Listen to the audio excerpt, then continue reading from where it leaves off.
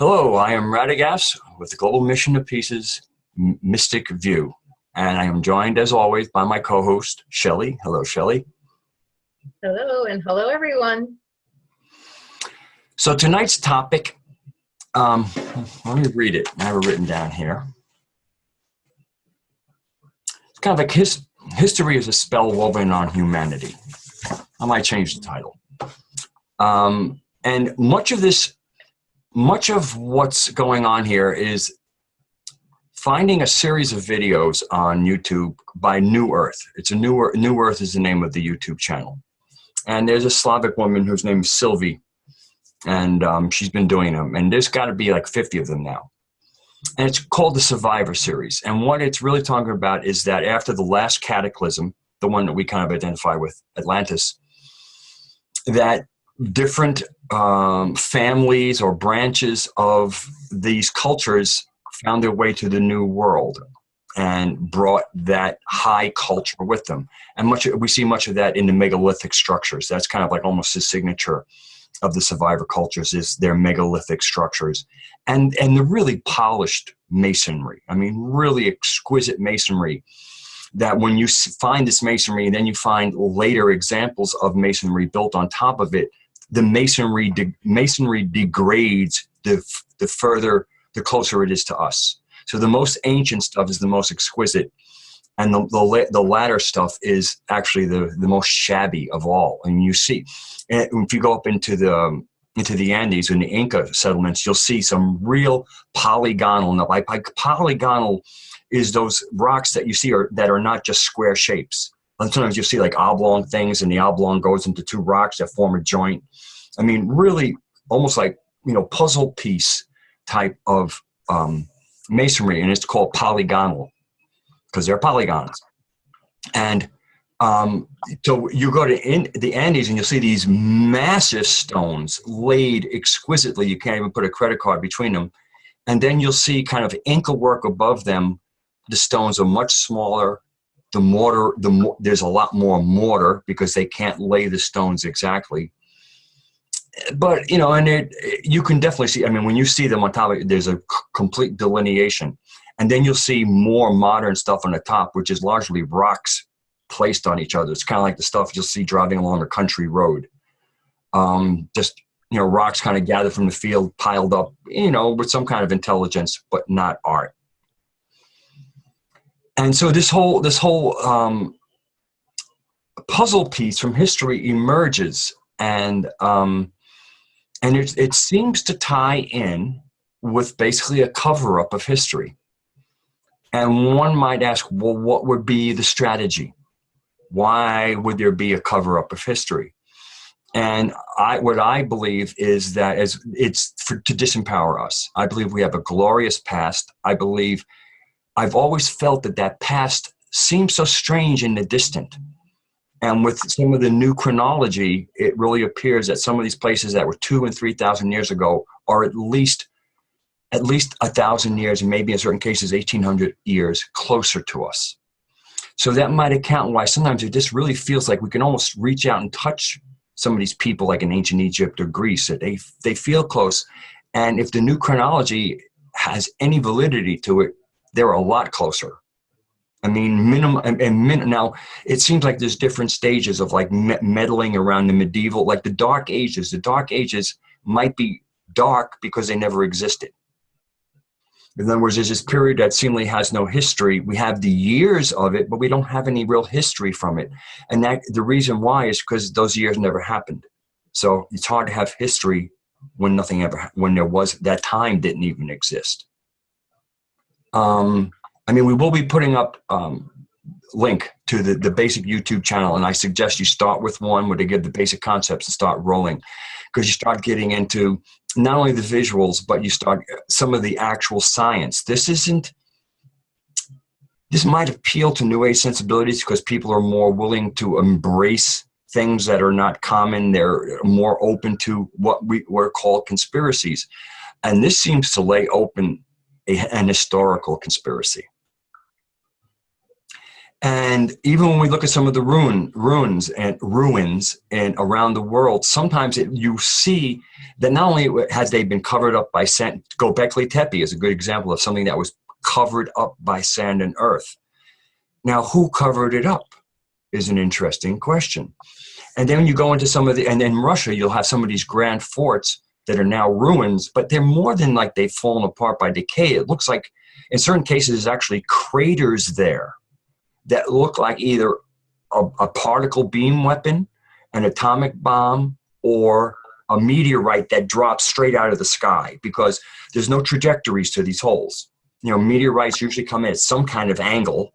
And so when they make a hole, there's going to be a little bit of a plowing at one level and, a little bit more of a scoop at the other end.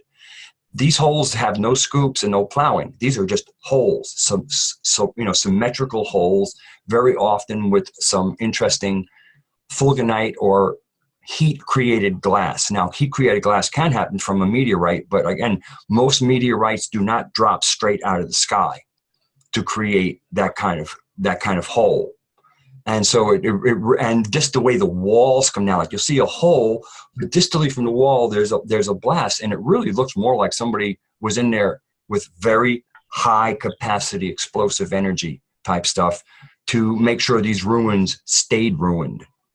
And it just seems like a massive cover up of a glorious past that is at most, at least the vestiges of this past are probably no more than 300 years old. And you can find it in places like the Hermitage in St. Petersburg in Russia.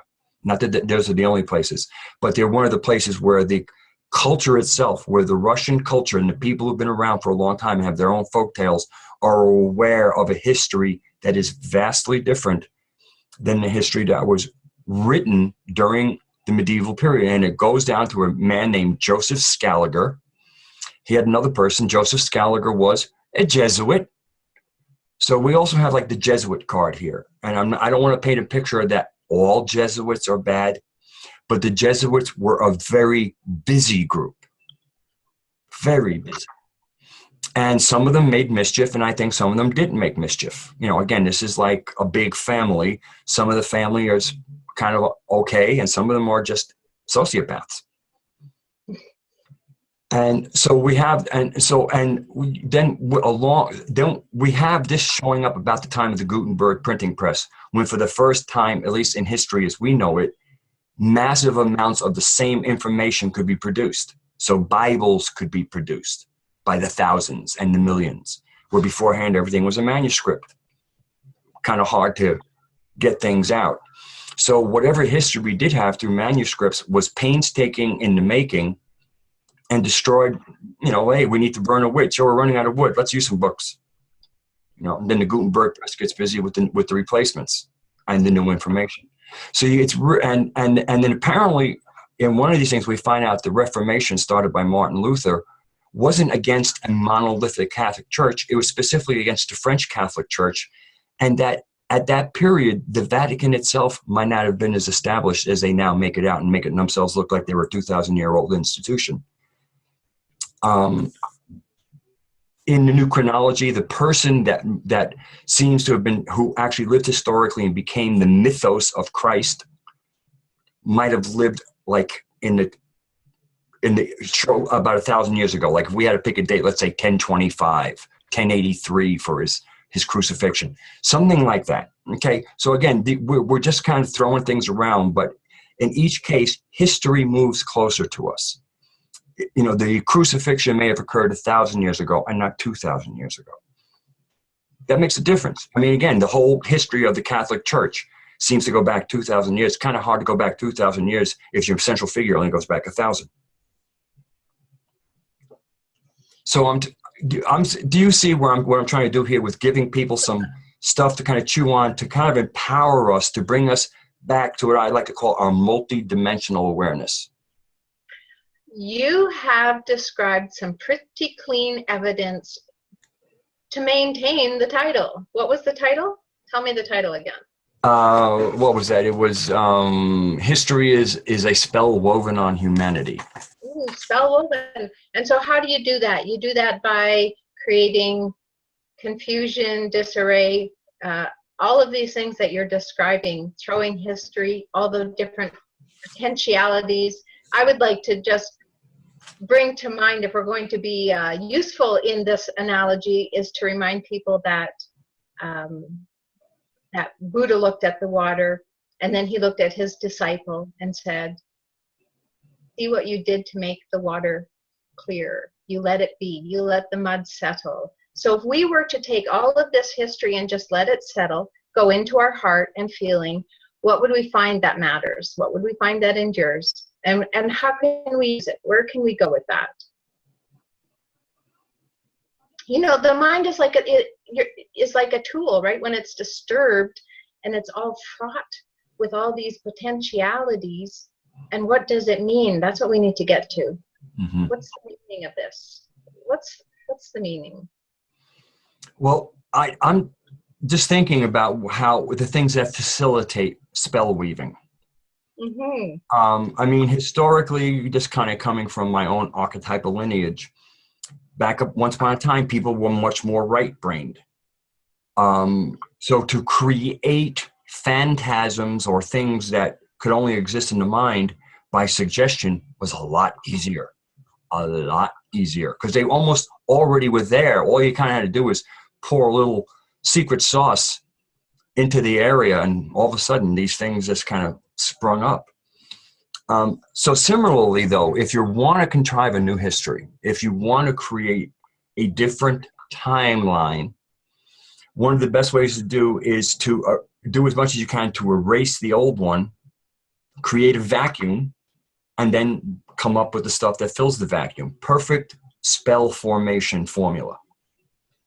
Absolutely. And mankind's led astray, right, by our politics, by our business, by all these different religious possibilities, by what's right and what's wrong, allegedly, right? The false prophets and teachers and the scientific theories and all of these things. And what that's doing in our being is creating stress, which just further facilitates their spell weaving. But we have the ability to reverse it and to just not play that game. Well, I want to get back to multidimensionality, because if we're really going to source ourselves, we have to source ourselves through source. Yes. And also I feel that a way of finding a real common ground grounded in source is through this concept of, well, let's call it celestial or divine sovereignty, where you really grasp that the world was created for us to be on it, and that it was given to us to manage and create on and expand creation, to take creation from the natural level and then bring it to a certain amount of artistry.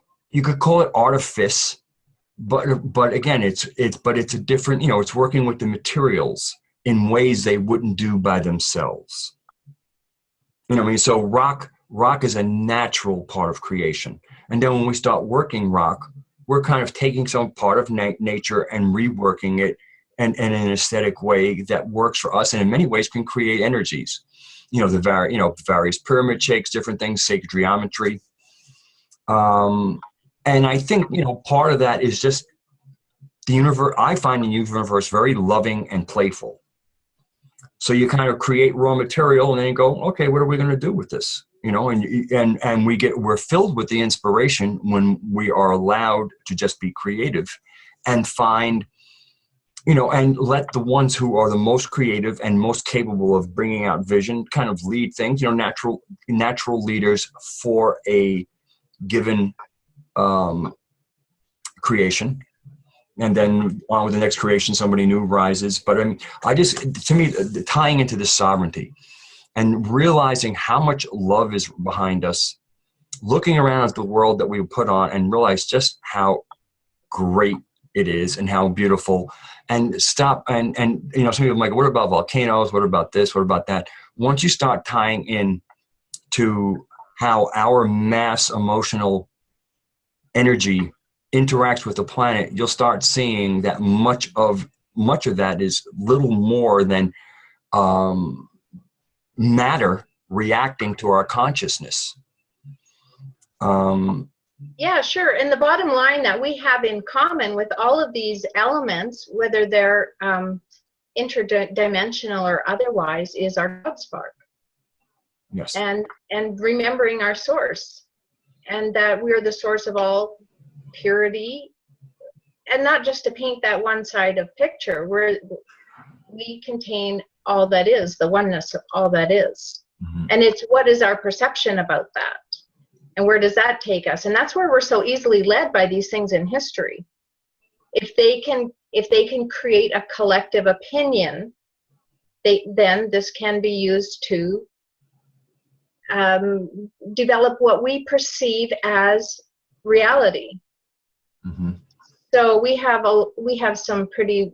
What were you saying about Abraham and Esther Hicks being similar to perhaps the new millennium approach to the Seth material? Yeah, I call them Seth Light. Mm-hmm. Or Seth for Dummies. Again, if you've ever read one of the windows like I did, Excel for Dummies, it sounds insulting, but it's really great.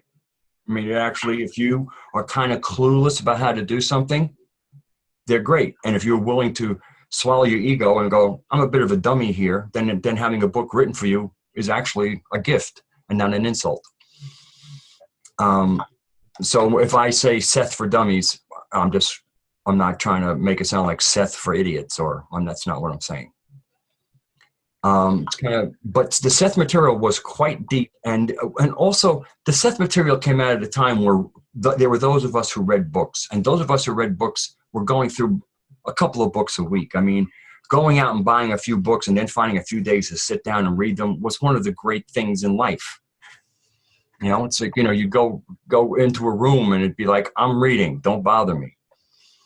And so that material really worked for that time in America where reading was part of our culture. Reading a book is no longer part of our culture. We read online mainly.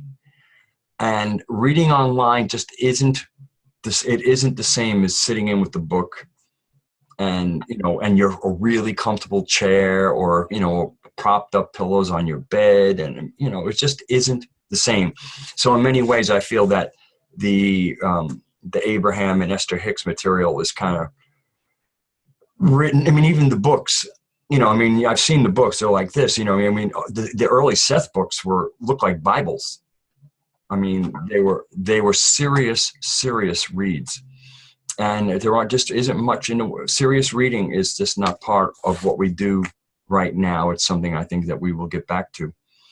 It was a very soulful experience to settle in with a book, and it could be even considered somewhat meditative because it takes you out of your beta frequency, takes you out of that,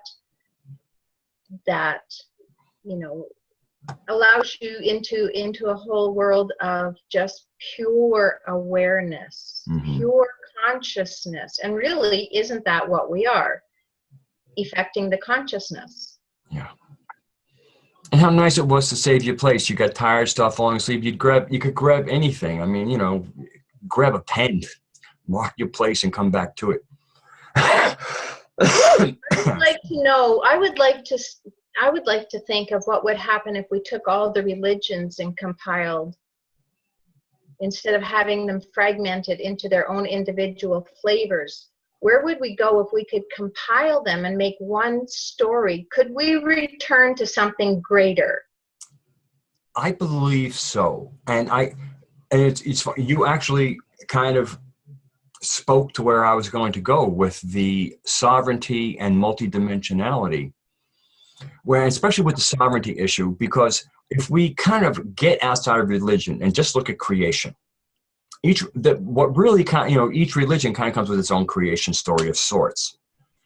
But when you get down to it, there is a basic creation story. A planet was created, and we got put on it, and ending up on it wasn't a mistake. It was an intention, as if like the planet was formed for us to do something on it. And so when part of the survivor culture shows you what other people interpreted as what would be really useful things for human beings to do on this really beautiful planet. And I guess I want, the survivor was one term I introduced. The other term, or the antagonist to the survivor culture, are the parasites, or the parasitic culture.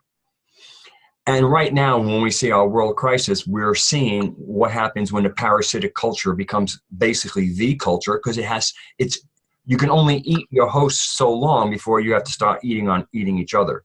And we're kind of like at that point right now. And so anyway, we have the survivor culture and the parasitic culture. And I think that probably the only sticking place that we could possibly find in this, finding an overall, like, don't we all get that we're sovereigns on this planet, and this planet was created for us, and therefore there can be no law that, or way more correctly, that's another one, we want to do laws and ways, but that there's no, that whatever, that you would be obviously given this planet to do with what you want to do, and with some really simple stuff, like like we all kind of get that when you steal from somebody, nobody seems to like that except the thief. So that's probably something you shouldn't do. Killing people, I mean, again, overall, it's a bad thing. I think there could be situations where somebody gets killed that maybe needed killing. So everybody's kind of like, that was ugly, we don't want it to happen again. But, or like we did in Lord of the Rings, Gollum, as Smeagol killed his best friend. So when he went to return to the neighborhood, they went, that's it, we're done with you. And he was sent out into the wilderness, which was basically a death sentence. But they didn't make a ritual of it. They didn't tie his hands behind his back and do something grisly to him while everybody in the town watched, which is a satanic ritual. So I think that the only place where we might run into some problems with achieving our sovereignty is the concept of original sin, which kind of comes bouncing in about 3,000 years ago into the concept of our relationship, of our planet, our creator, and us as an interface between. And I think that's the one possible stumbling block, but only if people presence it. Because I think if you just keep it up where God created the world for us, don't you get that? God loves us, don't you get that? That find a common banner to kind of take back the planet and say no to the parasites telling us, oh no, you can't go on the grass. Are you serious? The grass was grown for us. That's why it's there. What if we just say no to the interpretation the parasites gave to the word sin? What if sin simply means missing the mark? I like the fact that in Spanish it means without. So again, it's almost like you're either in or you're without. And again, it comes down to interpretation and perceptions. And it's not about condemning and judgments, hasn't ever been. But you spoke a little bit about the laws. So we look at universal laws, what we find is fractals. And so where do we find that within ourselves, right?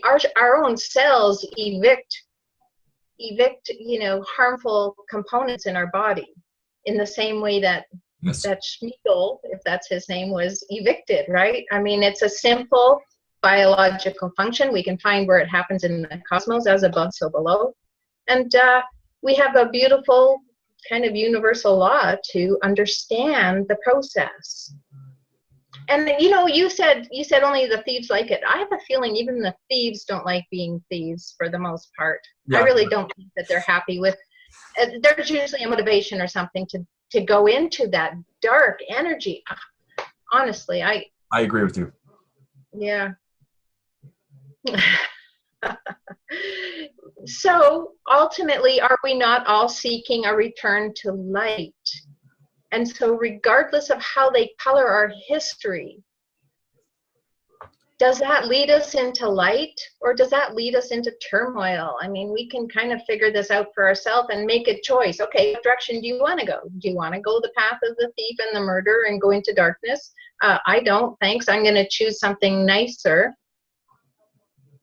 And as a sovereign with a fully engaged God spark, I just want to invite everybody else to give that a whirl. Yes.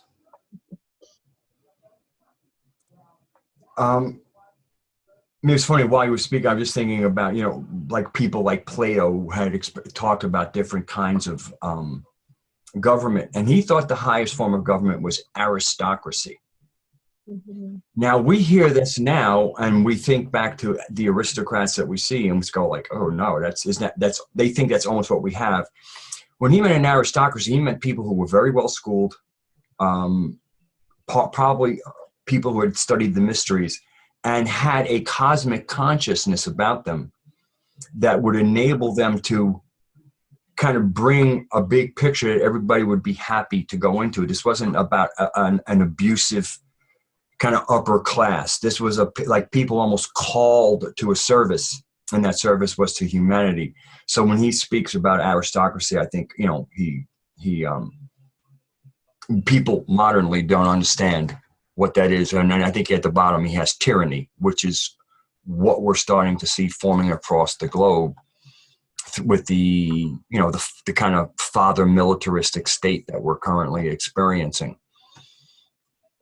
That reminds me of Valiant Thor, and how Valiant Thor, was that his name? Valiant Thor, I believe, in the Eisenhower presidential era, where he came to really present that kind of harmony and to bring everybody back on track, because that is in alignment with the truth of who we are. Do you remember anything about Valiant Thor? Well, other than apparently he sat at some congressional meetings, and he possibly even gave debriefings. From what I know of, he said he was from Venus. Yeah, inner Venus. But just like Earth has an inner world, he said he was from inner Venus, the inner world of Venus. And maybe they're all off the surface of the planet. I'm not sure, but it was most compelling because his message was one of harmony and that highest good for all. There was no need to step on somebody to raise yourself up. That was a concept that did not exist. Right. I have a point floating around in my head that I'm trying to get back on my tongue. Okay. So I'm almost hoping as we speak, it'll reemerge, because it was kind of like a continuation, and I was just kind of like sitting here waiting my place. And I have to start writing things down. I will. Got a piece of paper here. Well, should I help you? Was it about the government or about the original jumping off point of who has written our history and why? It was tied into that for sure, because it had to do with kind of like how we do our rules and laws. Again, I really want to do a show on a difference between laws and ways, rules and agreements, and how one is not from God, and the other one is how God works through ways, God not through laws. God works through agreements, not through rules. And so that's kind of almost how you can smell when parasitic energy has been inserted into religion, is how much they feel it's law. You know, like to me, one of the greatest works on the planet comes out of the East, which is the Tao Te Ching. The Tao means the way. You know, and it's kind of like it's almost like the organic representation of what we see in the Torah. And I've said another thing, I see them as the root words. They both have a Tao in the beginning, or T. And, if you can get Tao almost from Torah with a little bit of the words. And I think they represent two different philosophies. One is the observation of nature and seeing, it's organs, the organ systems and politics. I just got my thing here. Okay. Anyway, so look, observing creation, the creator's work through creation, and understanding the way of the creator by looking at how the creator does things, as opposed to when we kind of get into, what happened at Mount Sinai, and we get a bunch of laws, which in certain cases might have been like, people just don't do so well with the ways. If we just kind of really give a little more definition to these things, it'll be so much easier. So I'm not like necessarily saying that these laws were some kind of darkness inserted. It might have been that maybe even like some people have spoken of the Israelis as being a stiff-necked people. So maybe they needed some stiff-necked ways to deal with their with the stiff-necked people, whatever. But I mean, when I am sitting and when I'm in my own meditations, when I'm taking in and trying to understand proper conduct of humanity on the planet, and I always find it guided by love. I always, when I tune into my heart and so I can hear the voice of God speaking to me, it's always love. I never have ever experienced anger. Now, I've been in meditations where I thought I was connected with that and I wasn't in my heart, and I have felt anger. And as soon as I move in my heart, that anger isn't there. And you can, again, you know, when we're sourcing non-physical beings, and God would kind of qualify as one of those non-physical beings, we kind of open our antenna to a lot, to receiving a lot of different things.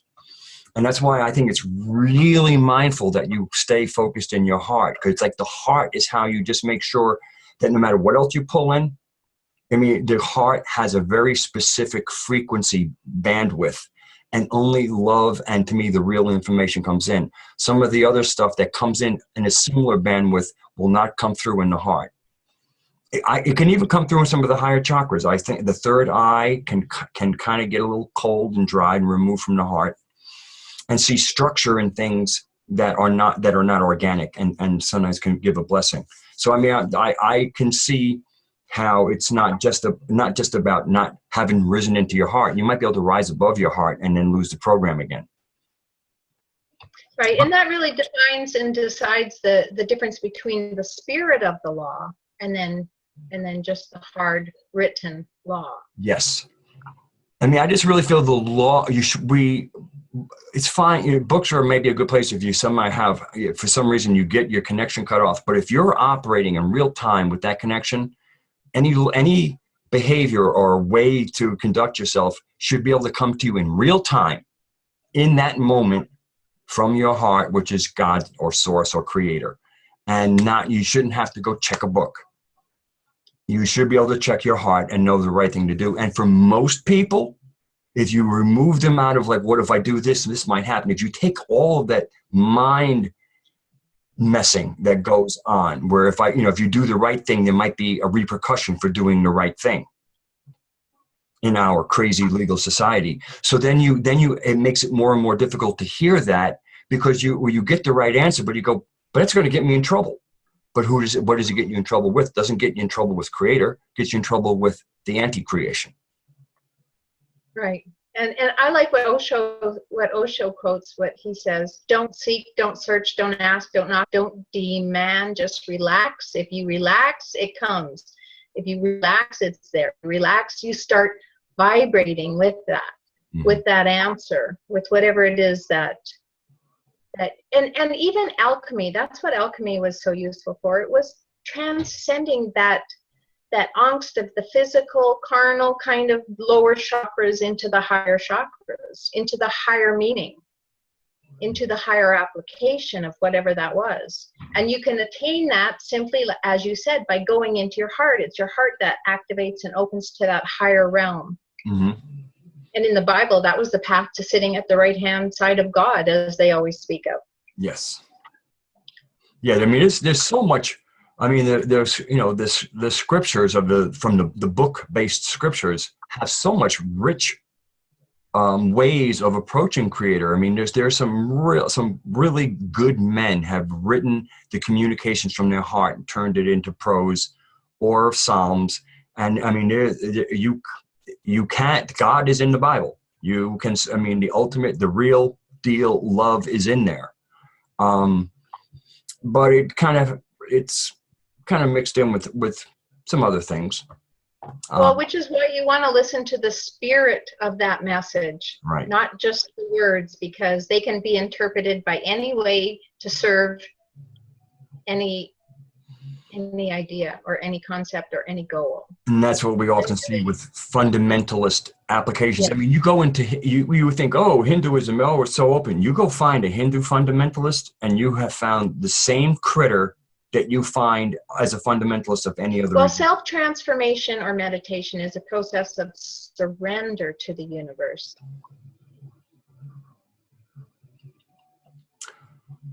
So the world and our own construct is a way of understanding the sensibility, the sense and the ways of creation. And so one of the things that has really gotten to me in the past year or so is the utter inanity of politics. To me, politics is little more than vanities. And I mean, politics is like your heart and your liver having a disagreement over how they're going to use blood or what's going to happen in the body. I seem to have lost Shelly. We are still recording, so Shelly will record me when her internet connection enables her to. So expect a little ding and a pop in. But I have just definitely seen, when I look at politics, I see the equivalent of either two different heads on one body. Now, please imagine, because I mean, you can go into mythology, read about the giants with two heads having an argument with each other. Okay, same body, and but meanwhile, each head has a different idea of what each one's going to do with that hand or this foot. And when you look at that kind of silliness and that absurdity, you see modern politics largely.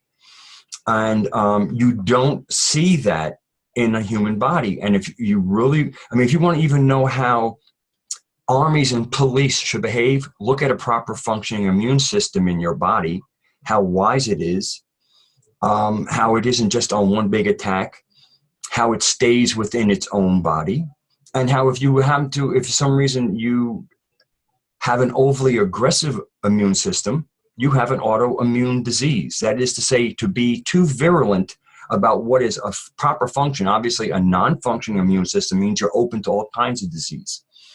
But an overactive immune system can actually, in its boredom, turn onto the body and go, oh, that doesn't look good to me, let's attack that. Now, if we get into deeper psychology, we'll actually see that there's actually some rhyme and reason to an immune system, why it would pick certain systems that kind of tie into psychology, but that's beyond the scope of this particular conversation, might be another one. But we really have to get away from politics. Because again, it's almost just, it's kind of like turning inside your body. Okay, hey, kidneys, what do you think about how the body should run? Hey, heart, how do you think? Hey, liver, every organ needs to get its say, as opposed to, no, there's a body to run and there's a proper way, there's an optimal way of how that body would run. That's how our country should be run, optimally, for optimal performance. And this way, and you know what optimal performance is. And this way here, if you have a disease in one of those organs, it's obvious and you know how to treat it. As opposed to right now, where it's almost like everybody gets to have their say. And if you can connive, put a spell on, or present a good idea, whatever it is that you reach a certain critical mass, then you can impose the decision of one organ over other organs in the same body that deserve whatever they deserve for the function they provide. Shelley still hasn't gotten back.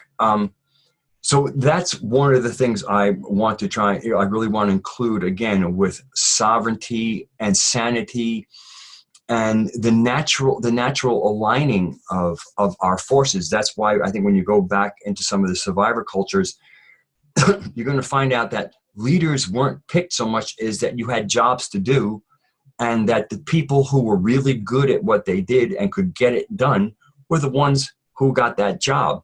So of course, if you're leading up something, you kind of become the foreman, manager of a certain thing. And so yes, you are the director, but you're not like a leader. It's not like you have power of life and death over people, or you're just kind of coordinating. It's almost like putting together a band. So, you have a certain sound you're looking for. Somebody might be really good on an instrument, but it's like, you're kind of approaching this in a way we don't want to approach it. So again, very excellent for the job, but not for this job. And we really need to get just organic and real time about things, and be willing to stick with what it is we want to see happen in the world and think it through a little bit. And especially stay away from simple emotional satisfaction for resolving issues. Try to think what benefits us all. Realize that we are our brothers and sisters keepers. We live on one planet, so in certain ways, it's like one big home that we're sharing. And there has to be some coordination with each other. And politics is not coordination. Politics is about two different, it's like almost like having two gangs in an area, and each one goes, okay, well, I'm going to control this part, and I'm going to control this part. And they do so in a kind of sometimes ruthless manner, as opposed to organs that basically say, oh, we'd like to perform this function, and we'd like to perform this function, and together we get a synergy, and you get a symbiotic relationship. We don't see that in politics. We don't see symbiosis between the two political parties. We see antagonism. And since it's happening in one body, which is the given country, any given country, we really have to kind of, I think, come to grips with politics is retarded. A retarded, wrong-headed concept. And then look at the current American field. I mean, I don't even know if I can call it politics. There's nothing political, in my opinion, about somebody like Hillary Clinton. Hillary Clinton is a sociopath at best, and might be a full-blown psychopath. She's certainly a sociopath, and she's knee-deep in the blood of innocence. I mean, her conduct in Libya is beyond the pale. And so what she does is she kind of has pandered to these little groups that don't know how to integrate with others. And I guess one of her biggest ones would be the LGBT community. And of course, part of that has to do with with ignorant people who just are not willing to embrace any kind of difference. Now, again, there's nuances to the big story. Welcome back, Shelley. I've been just chatting away. That's wonderful. I guess John, I'll catch up. You'll see it on the playback. Well, I was just getting into the severe retardation of the concept of politics. Yes. So that's kind of where I was waxing elephants. With retardation of politics. By elephants, I mean waxing eloquent, of course. I got that one from Butch. Which he got from a friend. Mm-hmm. Apparently, whenever Butch would go off on one of his, because he goes off on some really good rants, and his friend would say, "Oh, there you go, waxing elephants again." So I was just kind of tying it down about us coming together. The current political scene in America, with people like Hillary Clinton, who I don't even see representing politics. I see her as a psychopath or sociopath wanting power. And one of the ways she's working is a divisive thing. She's taking a segment of society, the LGBT, whatever the LGBT,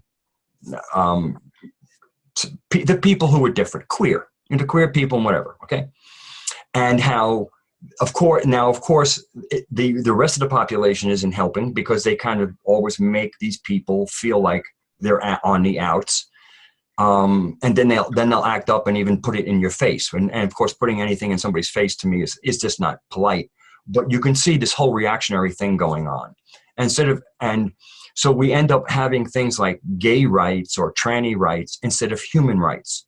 Mm-hmm. And this is where it kind of gets back to politics, where you got to everybody gets to have their say, fine, but we don't start creating antagonistic camps. Everybody can have a voice without doing stupid things with that voice. And to me, similarly, I see the whole politicizing of a segment of our society that wants to roll differently. And I'm completely comfortable embracing them in love in that whole, whatever that is. But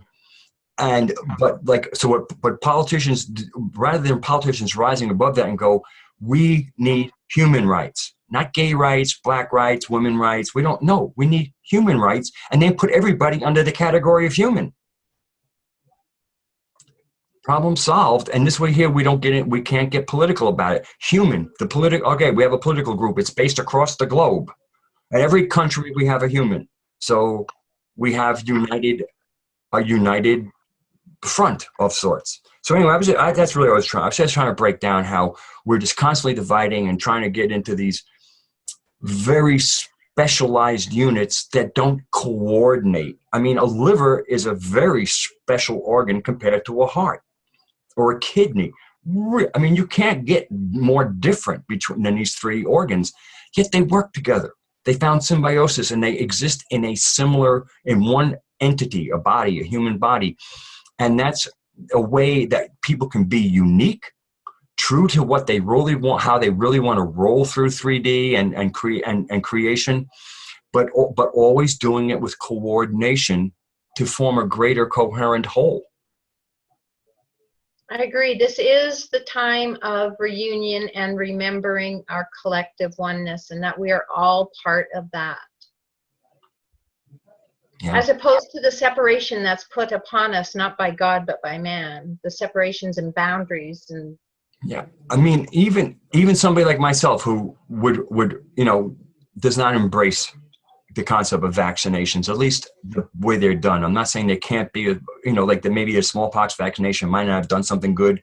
Again, it was a singular thing. Then we had the polio. I mean, it was a singular thing that you did once or twice in your life. It wasn't this regimen that starts when a kid is 3 hours old. And 69 vaccinations now compared to their parents who might have had 3 or 4. And I mean, I don't think we even need the 3 or 4, quite honestly, from my perspective. But. Right. From our perspective, I think they're unnecessary also. But again, this is another thing that people went into different camps, just as opposed to the camp that we all have is that we all want the best for our children, and that we all need the freedom to provide for our families and children the best that we can. And then again, when we're getting into this, people, well, we want our children to be safe. Vaccinate them. But your kids aren't vaccinated. That's why your kids are vaccinated, because we want our kids to, ideally, to get the diseases before they get to adulthood. But while they're sick, your kids can't get sick. Nobody's putting this real simple formula together. And so the people who want to vaccinate everybody, who's not the common person, it's people who want, for whatever reason, to vaccinate the world. They find a party in the people who want the vaccinations by kind of keeping them ignorant, as if like you don't want your children endangered. So, and again, you do a circular argument where people drop it out. Well, if they work, how can there be a threat? So, I mean, this is like almost like our history. These huge, obvious pieces are just lifted out of the conversation, turn the conversation into a clown show. And it's because a missing piece of information is not there. And I think that part of that might even tie into like as we are now sitting in our current reality and trying to figure our way out, that perhaps some of our arguments, even making arguments to governments about why we should do things different, is based on these arguments from our past that have whole huge chunks missing from them that would create a real argument instead of a circular argument. Right, and perhaps ones that aren't based in fear might lead us in a positive direction.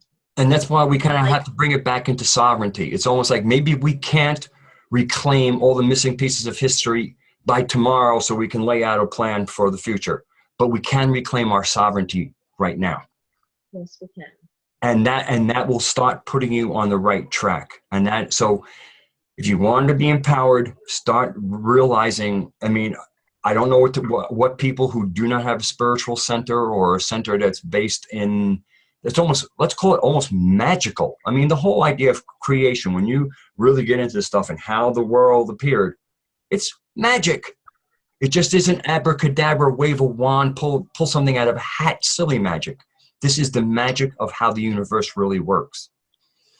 Right, I believe they called that word. And word is the magic that the parasites are trying to use against us by also bringing back, as we started the show, describing history, using word. And even in the word magic is almost the word majesty. Mm-hmm. You know, the world is, the universe is majestic. We are part of its majesty, and we are part of its magical or majestic heritage. Right. And that's to be in dominion as opposed to domination. Yes. Subtle little differences make an entirely new world. And isn't that what we're all about? Creating a new paradigm. And speaking about circumstances creating a new world, we might be able to segue into that, a little bit of good news that you had, because one of the situations that has been uncovering things is less water in certain parts of the world. And that would be India. Well, and as the water recedes, it's bringing it's bringing to awareness these Shiva lingas that have been submerged for so long, centuries, that nobody even knew if it was legend or if it was true. But as these waters have receded in India, all of these Shiva lingas are appearing, and the linga was a symbol of creation. So I think it's really good news, because it's prompting us to bring our awareness to even just to question what this means, even to see that this has been here all along with us. What else has always been here with us all along, but we have had our attention diverted by the powers that were to war and turmoil, as opposed to the love and beauty of our creation. And so I think it's really fabulous that all of these, it's not just artifacts, they're created right into the river, into the banks of the river. And as these waters recede, you know, the Shiva Linga speaks to the unmistakable language of silence, and that it's only an outward symbol of the formless being, that's Lord Shiva, who's the undying soul, seated in the chambers of your heart. That's your indweller. Now that's identifying with the Brahman, but we have that same message. That's what we've spoke about, is in the silence, or in the surrender, is where we find our connection to source. And so anyway, that's a symbol of creation. I think I'll give him a quick, I have one of those pictures loaded. I'll just screen share briefly. Yeah, that would be so great. It's spoken of nature. I think the word is Prakriti, not speaking the language. I'm not sure that I'm pronouncing that correctly, but Prakriti? yeah. Anyway, it's devoid of smell or color or taste or any of those type of stimulations. That's what we would like to achieve in meditation as well, because that's what connects us to our higher source and our God spark. That sacred interface.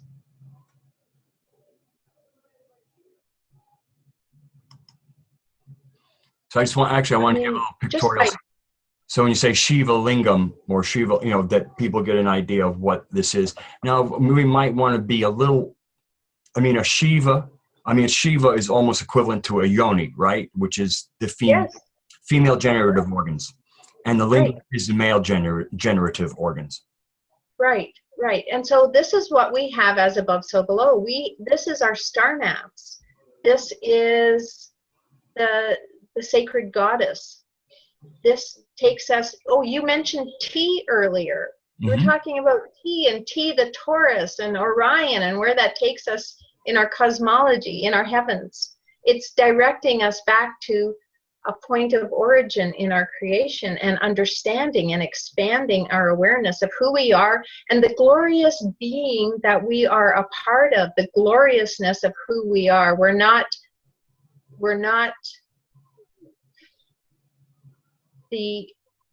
I don't want to use the term that is so degrading, but this is the idea behind the population control, that we're worthless eaters or something. We're not. We have a God spark. We are the God spark. And we are a part of this beautiful, glorious creation.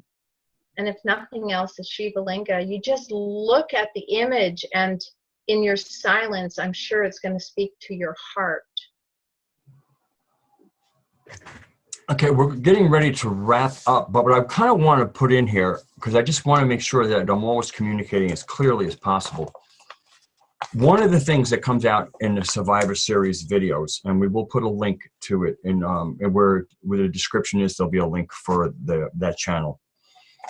But it really seems that not all that long ago, that the Christians and Muslims basically shared space. And it does appear that the survivors had many adherents to both Islam and Christianity.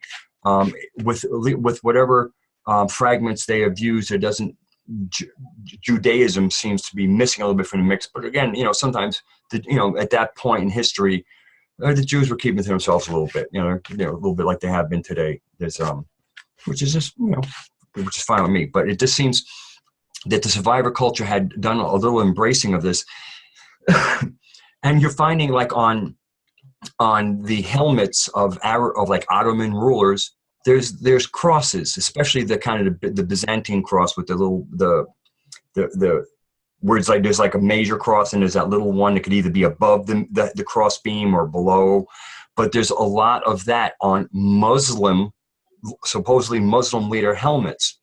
And then you go to people like Charlemagne, and Charlemagne has little crescents on his thing. There's Arabic writing on a lot of the things. Matter of fact, there was a Russian historian who wrote much of his book, and then he wrote a chapter or two in Arabic, then went back to Russian. Actually, he used Arabic letters, but apparently he was using the Russian language, so he was just using Arabic letters to write Russian. It was and then on some, I think it was on the breastplate or something of Charlemagne's, the great king of the Franks and bringer of Christianity, he said, "Oh, bless me, Isa," which is an Eastern Orthodox type of way of saying Jesus. "Bless me, Isa, the breath of Allah." Mm-hmm. So for any modern person playing the Muslims versus Christians game, here you have one of the great quote unquote Christian kings calling Isa the breath of Allah.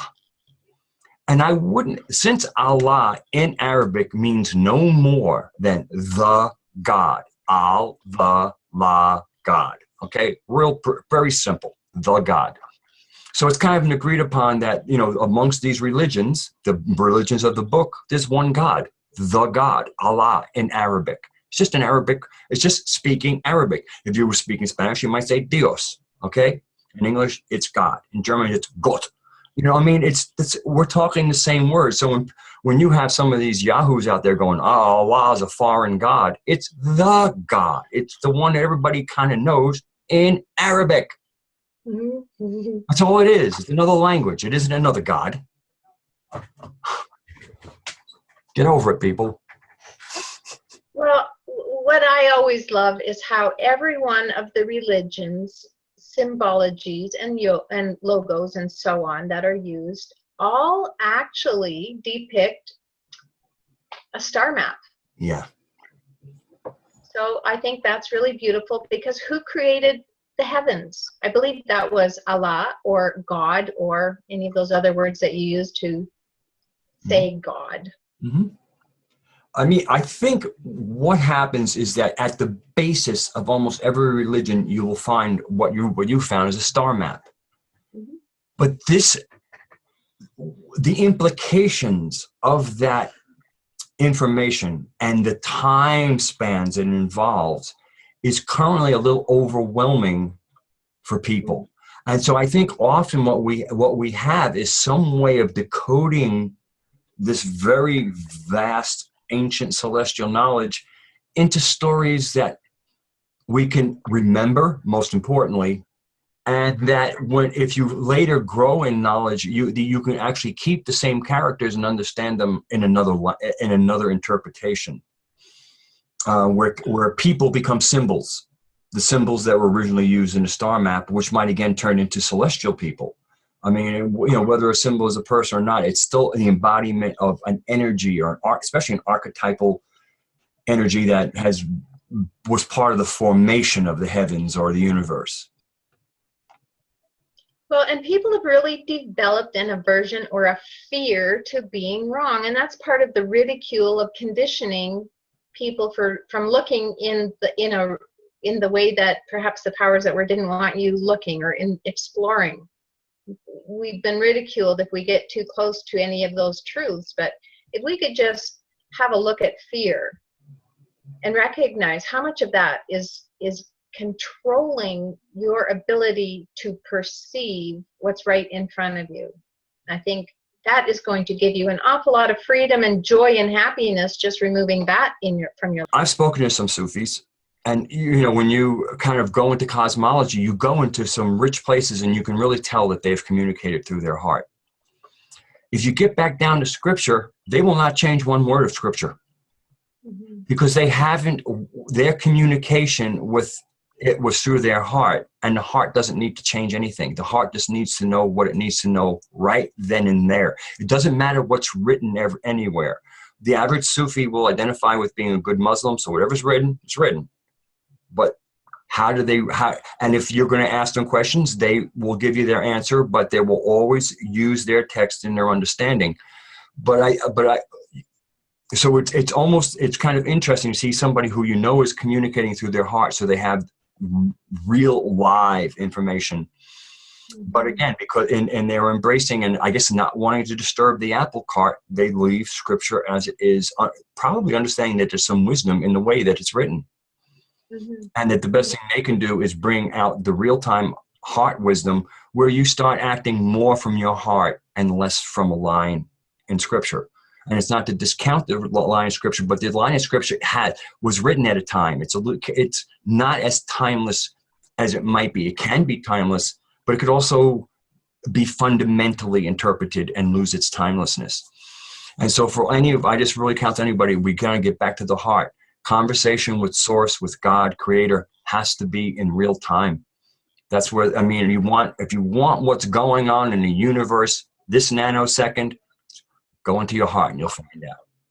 You can't find out what's going on this nanosecond. You might be able to find it in the book, but you have to go through line after line after line after line until one line kind of opened up your heart and you went, aha, there it is.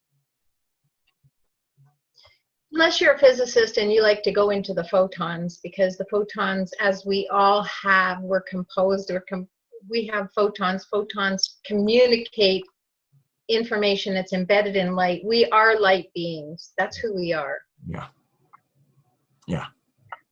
I mean, I really think, and very often when you get down to quantum particles, in many ways, you're often getting into photonic things. The quantum particles and photons might have a lot in common. The message of love is everywhere. It's embedded in us at every level. And when we recognize that within, we begin to see it in the world around us. So thank you for joining us this time for Mystic View 21. And we have some guests coming up that I think you'll like, but why announce them?